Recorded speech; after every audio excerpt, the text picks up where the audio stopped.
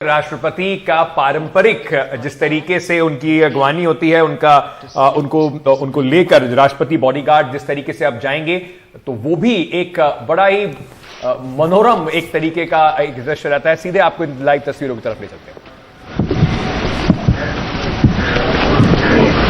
राष्ट्रपति अंगरक्षक सलामी देंगे। राष्ट्रीय सल्यूट मध्य तक।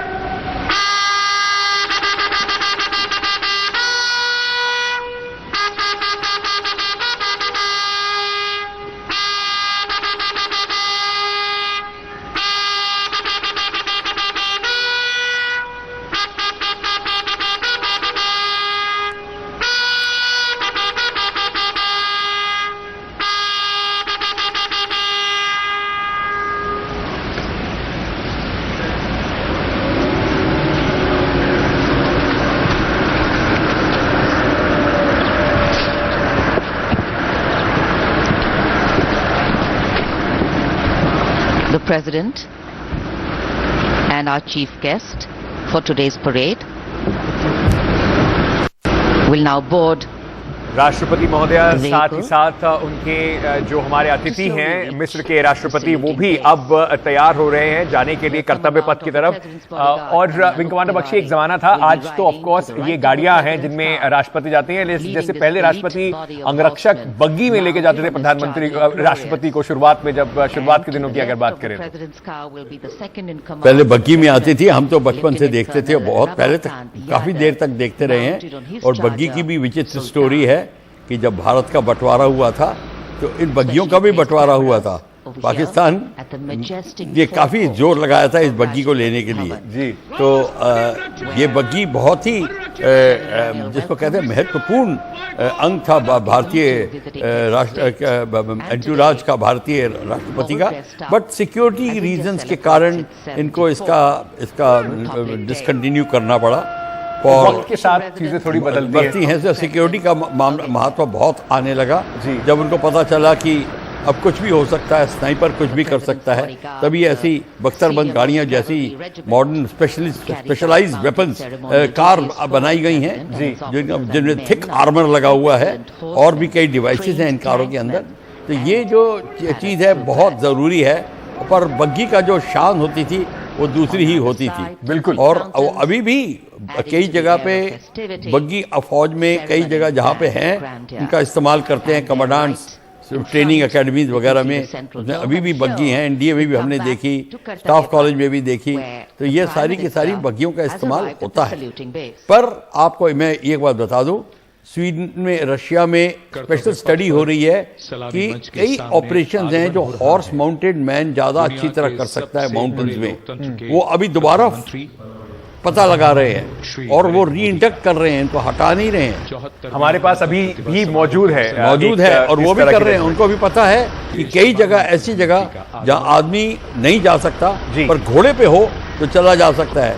तो वो ऐसी कई स्थितियों में अभी भी वो घोड़े की मौजूदगी जरूरी समझते हैं। और इसके संदर्भ में मैं ये बता दूं, हमारे पास मिलिट्री डेयरी फार्म्स होते थे जी। मिलिट्री डेयरी फार्म्स इन्हीं मवेशियों के, इन्हीं जानवरों के, हॉर्सेस, डॉग्स और इत्यादि को की देखभाल के लिए भी इस्तेमाल होते थे। वेटनरी कोर अलग बनी हुई है, वेटनरी कोर अभी भी देखती है जी। प्रधानमंत्री नरेंद्र मोदी पहुंच गए हैं कर्तव्य पथ पर। ये सीधे लाइव तस्वीरें आप इस वक्त देख रहे हैं कर्तव्य पथ से।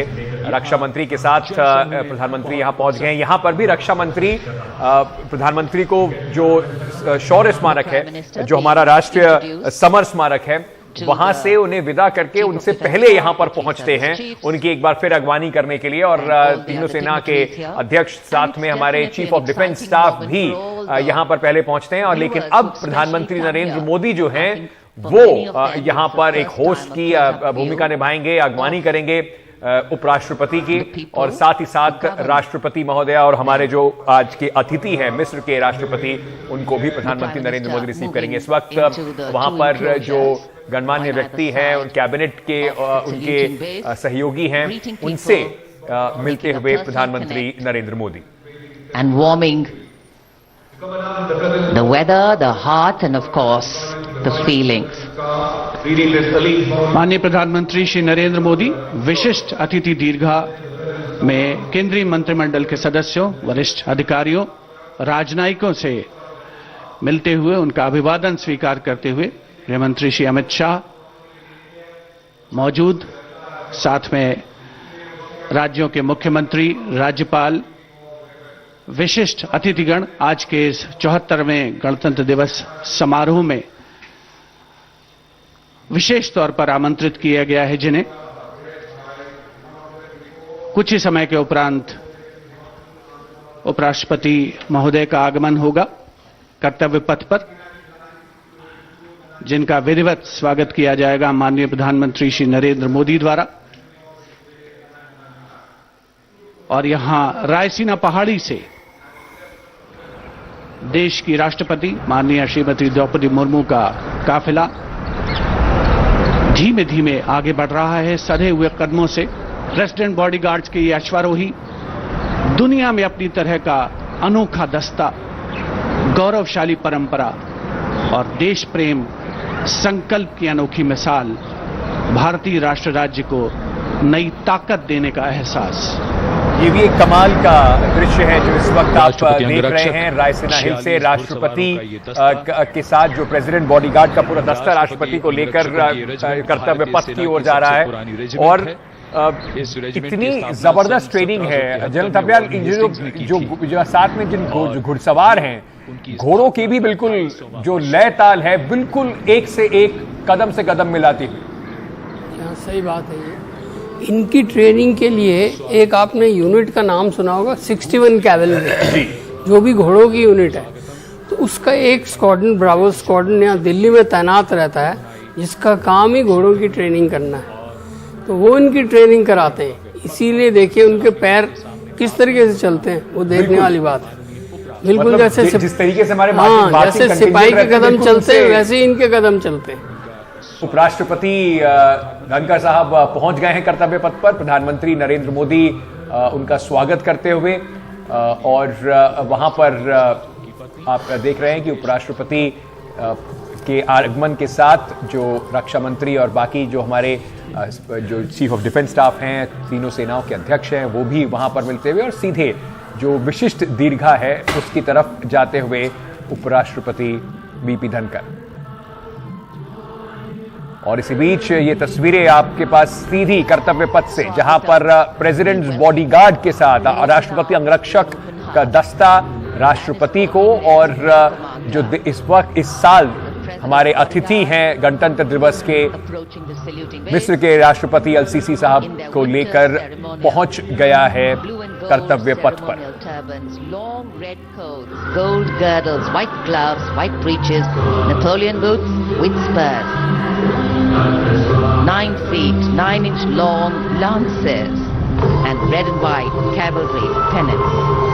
स्वागतम सुस्वागतम की धुन पर राष्ट्रपति महोदया का यहां पर स्वागत किया जा रहा है।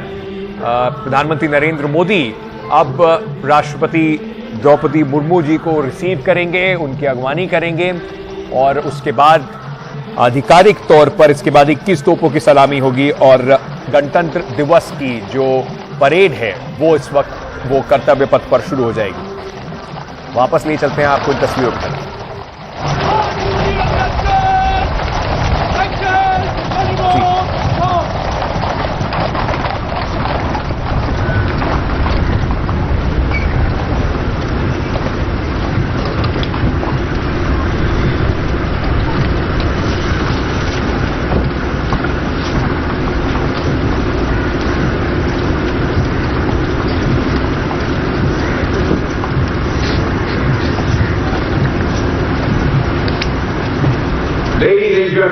Srimati Draupadi Murmu, the President of India, along with the Chief Guest, His Excellency Abdul Fattah al-Sisi, of the Arab Republic of Egypt. देवियों सज्जनों मानव दिवस समारोह के मुख्य अतिथि इसके राष्ट्रपति माननीय श्री अब्दुल फतेह अल-सीसी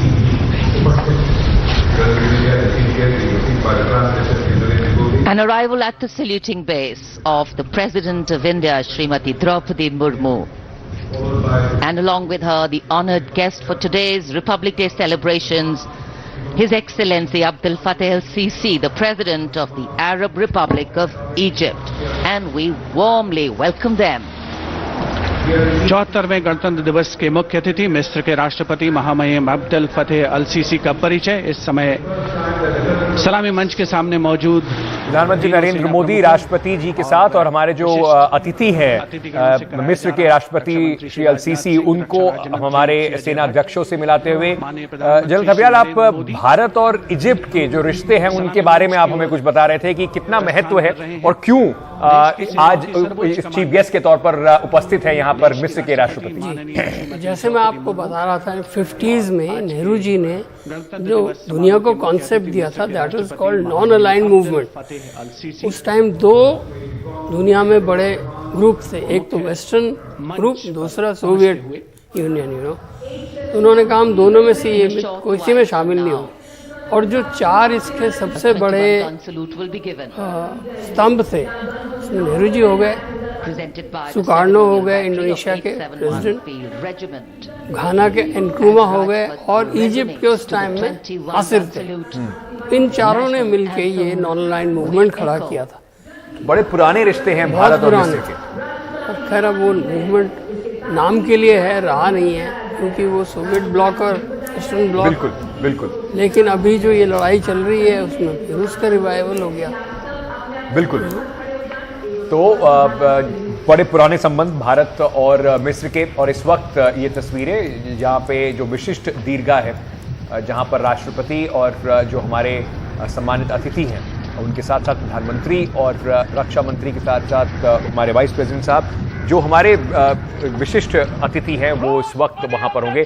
जरा राष्ट्रपति बॉडीगार्ड इस वक्त पारंपरिक तौर पर जिस तरीके से आज्ञा लेंगे जाने की, इसको भी देखते हैं।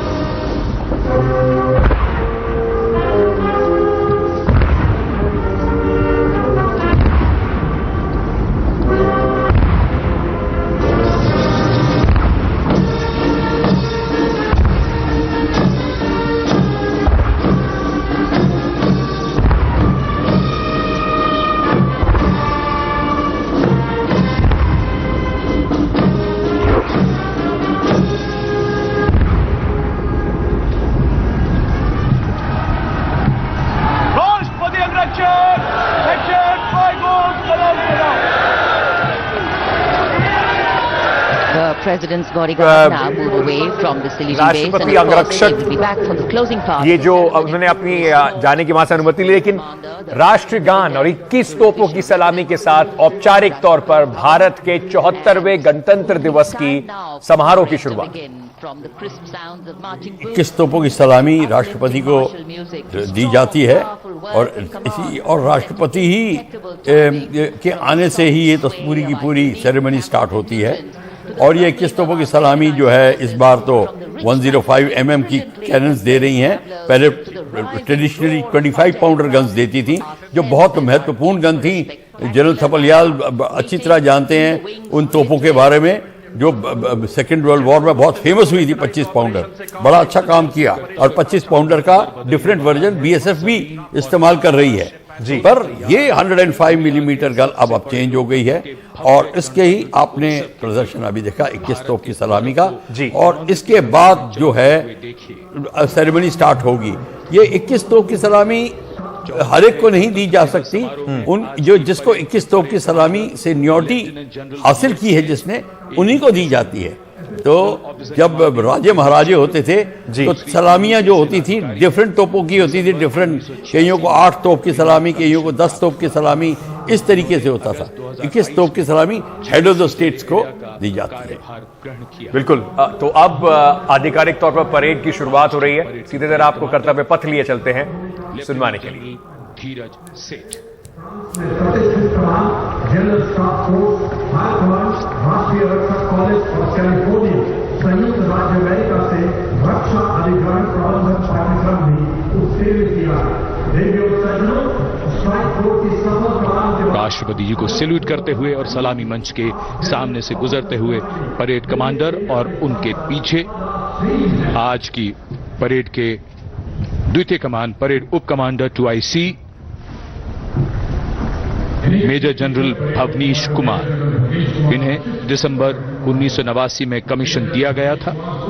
जनरल ऑफिसर ने दिसंबर 2022 को मुख्यालय दिल्ली एरिया में चीफ ऑफ स्टाफ के तौर पर कार्यभार संभाला। इनमें उत्तर पूर्व में बाउंड्री इंसर्जेंसी ऑपरेशन, सियाचिन में उच्च सुरक्षा क्षेत्र एवं पश्चिमी सीमा में रेगिस्तान सेक्टर शामिल है। आपने पश्चिमी फ्रंट पर स्ट्राइक कोर के अधीन कुमाऊं रेजिमेंट की 5वीं बटालियन की कमान संभाली। आप जम्मू एवं सलामी मंच के सामने आज की परेड के 2IC major general Bhavnish Kumar. माननीय राष्ट्रपति को सैल्यूट करते हुए और अपने आर्मी स्कूल और एमिनेशन इंग्लैंड में भी पाठ्यक्रमों में भाग लिया। जनरल ऑफिसर ने 16 दिसंबर को बेहद खास अवसर दिल्ली एरिया में चीफ ऑफ स्टाफ के 74वां गणतंत्र दिवस आज कोहरे की चादर में कर्तव्य पथ लिपटा हुआ, लेकिन जोश और उमंगें आकाश को छूती हुई और जिनकी वीरता की कहानियां हमेशा सुनाई जाएंगी, अब वो आ चुके हैं कर्तव्य पथ पर। परमवीर चक्र और अशोक चक्र से सम्मानित वीर योद्धा, परमवीर चक्र से सम्मानित सूबेदार मेजर बाना सिंह, सूबेदार मेजर थपलियाल, जिनकी हम बात कर रहे थे और जैसे कि इसमें भी कहा जा रहा था, इनकी वीरता की कहानियां लोगों को सुनाई जाती हैं। परेड की औपचारिक शुरुआत के सबसे पहले इस वक्त आपको दिखाई पड़ रहे हैं परमवीर चक्र विजेता जो 3 हमारे अभी भी जीवित हमारे योद्धा हैं, सूबेदार मेजर बाना सिंह, सूबेदार मेजर योगेंद्र सिंह और सूबेदार मेजर संजय कुमार। लोगों के लिए ये शायद सिर्फ एक उनकी कल्पना से भी परे होता है, जो जिस तरह की बहादुरी या असली में परमवीर चक्र विजेता दिखा देते हैं। और लड़ाई जब होती है तो कोई उसमें ये नहीं कह सकता उस टाइम पे कि कौन सबसे ज्यादा वीरता का प्रदर्शन करेगा। कोई भी हो सकता है, सिपाही भी हो सकता है, जेसीओ भी हो सकता है, अफसर भी हो सकता है, कोई भी हो सकता है। उस टाइम पे वीरता जिसने प्रदर्शित कर दी, अब जो किस्मत वाले हैं जो बच गए, जैसे ये अभी आपके सामने हैं 3, नहीं तो देखिए 21 में से सिर्फ 3 ही जीवित हैं जी, बाकी जितने हैं वो सब दिवंगत हैं जी। और पहले जो परमवीर चक्र विजेता थे मेजर सोमनाथ शर्मा, उनके बारे में मैं बताना चाहूँगा कि वो ऐसे परिवार था कि पहला जो भाई था मेजर सोमनाथ शर्मा, वो उनको परमवीर चक्र मिला। उनके जो दूसरे भाई थे वो इंडियन आर्मी में इंजीनियर इन चीफ बन के रिटायर हुए जी। और तीसरे भाई जो थे वो जनरल VN शर्मा, वो chief of the army staff बन के रिटायर हुए। देखिए इतना डिस्टिंग्विश्ड परिवार इनका था जी।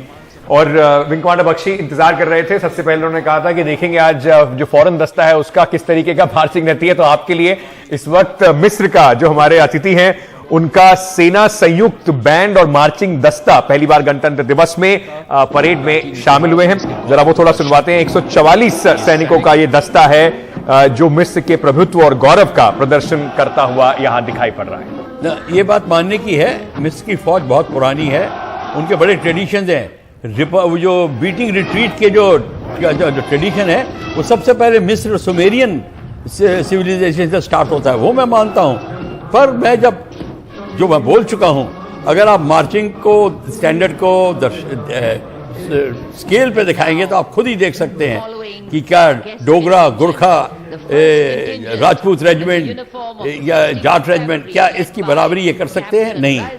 ये मैं आपको खुल के कहता हूँ, चाहे उसमें कोई डिप्लोमेसी हो या ना हो, ये बिल्कुल सर नजर आएगा, क्योंकि हम ये इनके खून में नहीं है, ये चीज हमारे खून में है। क्योंकि हमारे को जिस तरीके से सोल्जरी हमारे बच्चे को राइट फ्रॉम द बिगिनिंग जो देखता है, वो शुरू से ही बच्चा वो कपड़े पहनना शुरू की बात करता है, वो बंदूक लेके करता है, वो हमारा जो सोल्जर है वो for a life time soldier बनता है। कैवलरी की बात हो रही थी। 61वीं कैवलरी इस वक्त यहां पर दिखाई पड़ रही है। विश्व में अपनी तरह की एक लौतरी सक्रिय घुड़सवार रेजिमेंट है। इसका आदर्श वाक्य है अश्व शक्ति यशोबल, अर्थात अश्व शक्ति हमेशा सर्वोत्तम। ये इस वक्त कर्तव्य पथ पर राष्ट्रपति के सामने से सलामी देते हुए जाते हैं। ये जो हॉर्स कैवलरी यूनिट्स है ना, पुराने ज़माने में जब लड़ाई होती थी तो सबसे ज़्यादा महत्व जो था वो कैवलरी का था। सारे क्या होता था, लड़ाई हो रही है, लास्ट में कैवलरी चार्ज होता था। कैवलरी चार्ज करती थी और दुश्मन को तितर बितर कर देती थी। लेकिन जिस दिन से मशीन गन बनी उस दिन हॉर्स कैवलरी खत्म हो गई, क्योंकि मशीन गन तो गोलियां ऐसे स्प्रे करती है कि सामने घोड़ा नहीं चल सकता। इसी वजह से उसी दिन शायद उसी से ये वाक्य भी आया है, कम्स द कैवलरी, बिल्कुल अंत में कैवलरी आती थी अपने चार्ज को लेकर। मैकेनाइज दस्तों का अब प्रदर्शन शुरू। जी विंग कमांडर बख्शी, मैं आपको कैवलरी की बात कर रहे थे जनरल थपलियाल, तो मैं बताऊं charge of the light brigade की पोएम तो आपने पढ़ी है, वो कैवलरी चार्ज की है। पर उसके बाद एक और फेमस कैवलरी चार्ज हुई थी जो इंडियन कॉन्टिजेंट ने बैटल ऑफ हैफा में करी थी हमारे, और अभी तक उनका मेमोरियल इजराइल ने बनाया हुआ है। हमारी जोधपुर रसाला और ग्वालियर रसाला और कई रसालों का मिक्स्ड मिश्रण, हैदराबाद, इन सब का मिश्रण गया था और उन्होंने टर्किश गन्स के ऊपर अटैक किया था। और जिस तरीके से उन्होंने अटैक किया, कोई बिलीव नहीं कर सकता था कि ये कैवलरी का चार्ज होगा। मशीन गन्स के खिलाफ डायरेक्टली फायर हो, गैटलिंग्स फायर कर रही थी और उन्होंने टारगेट हासिल किया। आपने अभी MBT अर्जुन टैंक देखा, तीसरी पीढ़ी का देश में बना हुआ युद्धक टैंक है, 120 mm की मुख्य गन के साथ और 70 किलोमीटर प्रति घंटे की रफ्तार की हासिल कर सकता है। जरा थोड़ा वापस चलते हैं और वहां पे दिखाते हैं कि इस वक्त कौन कौन से दस्ते, मैकेनाइज दस्ते कर्तव्य पथ पर राष्ट्रपति को सलामी दे रहे हैं।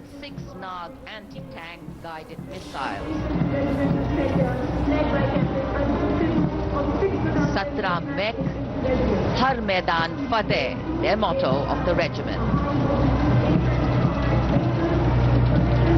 And now approaching the saluting base, the BMT 2 of the Mechanized Infantry Regimental Center, led by Captain Arjun Sidhu of the 6th Battalion Mechanized Infantry Regiment. High mobility, lethal weapon system, night fighting capability, and the motto of the regiment, valor and faith.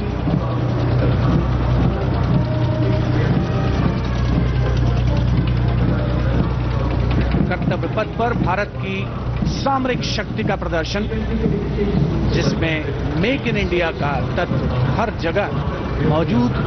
क्योंकि इस बार गणतंत्र दिवस समारोह में देश में निर्मित हथियारों का प्रदर्शन किया जा रहा है कर्तव्य पथ पर। अगला दस्ता सलामी मंच के सामने पहुंचता हुआ क्विक रिएक्शन लड़ाकू वाहन 3 लद्दाख स्काउट रेजिमेंट के कैप्टन नवीन दत्तरवाल के नेतृत्व में। ये वाहन आत्मनिर्भर भारत योजना के तहत भारतीय सेना के लिए खास तौर पर बनाया गया है। विशेष तौर पर लद्दाख, सिक्किम और अरुणाचल प्रदेश में तैनात सैनिकों के लिए इसे डिजाइन किया गया है।